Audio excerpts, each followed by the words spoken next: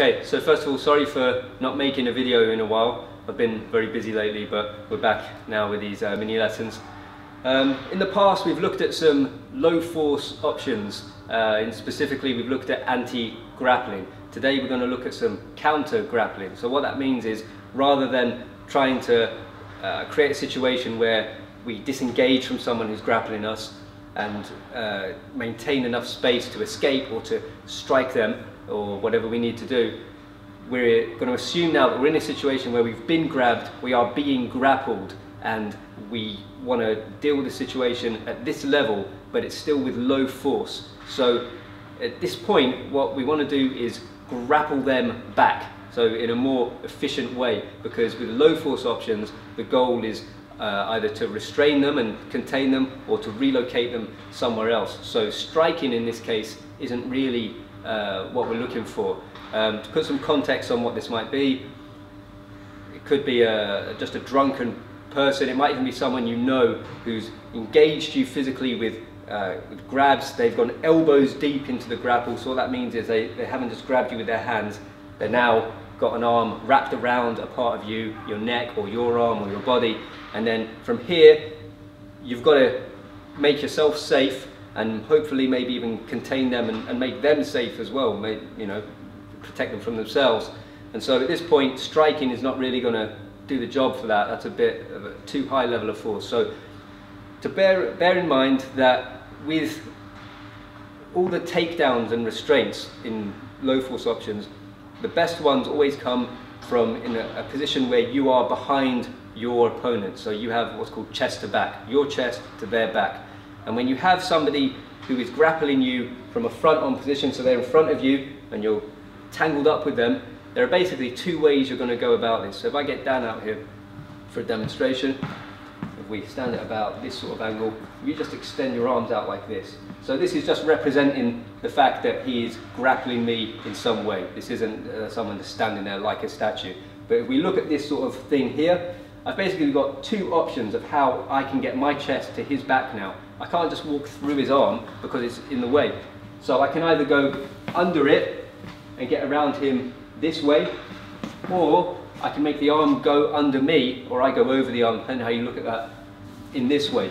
Okay? So those are two techniques. One is called the duck under, one is called the arm drag. And they're taken from wrestling, and also you'll find them in jiu-jitsu. We don't go as deep into it possibly as wrestlers do, but we look at it as a basic means of getting chest to back, so that once we're there we can effect a rear naked choke, rear takedown, head control takedown, or something like that. Okay, so from here, the way we practice this initially is from this statue drill position. So your opponent's just standing, your partner is just standing in this way. Make sure you're not standing outside of his arms, you are on the inside. And the first thing we're going to look at is the duck under.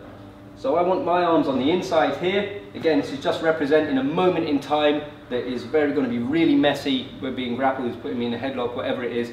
And then from here, with my elbow, or should I say with my forearm, I want to push this arm up and then go under this arm. And I want to get nice and close to him, but not just push this up, I want to drop my level as well and duck down here. So we've got combinations, two things to make this this a more high percentage technique. I'm not just going to try and get under his arm like this, because we're talking about a very dynamic situation in real life, and I'm not just going to assume that he's so weak that I can push his arm up and walk through.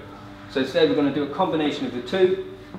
I use my whole forearm and not my hand. Some people are comfortable with doing it this way, you'll find this in wrestling.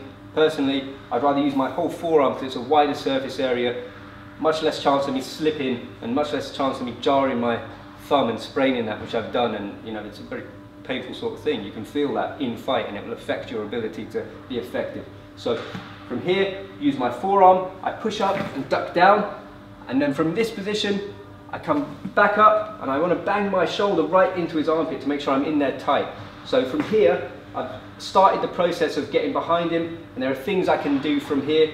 I can do a rear takedown straight from there, or if I continue on round, I can get right behind him and start to look at putting on a rear choke instead, but we're not going to go that far into it for the sake of this. So again, his arms are out, I go on one side, duck down, come up, and then we kill it there. Then we do the other side, down, come up, and you'll notice I stay in contact with him the whole time, and I put quite a lot of force into him so he can feel that. The side that you go down on, you have that as your lead foot. So if I'm going to duck under on this side using my left arm to push up, my left leg will be the lead leg. You'll find that for yourself. I hardly need to teach you that. The moment you try it wrong, you'll feel it and you'll know. Okay, so that's the first phase in which we practice the duck under. The next way we do it, I've demonstrated how to go about this in a previous video, so I won't go into the whole thing of it now, but it's basically the snaking drill. So he places two hands either side there, you bend your elbows a little bit, and I come in, and he comes in, and I come in, and he goes in, and then at random points I'll seek to affect that duck under, either by the verbal cue of the instructor or of him, or at random points that I want, so just whenever I feel like doing that. And of course we'd use a lot of footwork for that as well, we don't just do that on the spot. So that's the duck under. Push up, go down, put forward pressure, get in there and clinch them, and then you take it from there.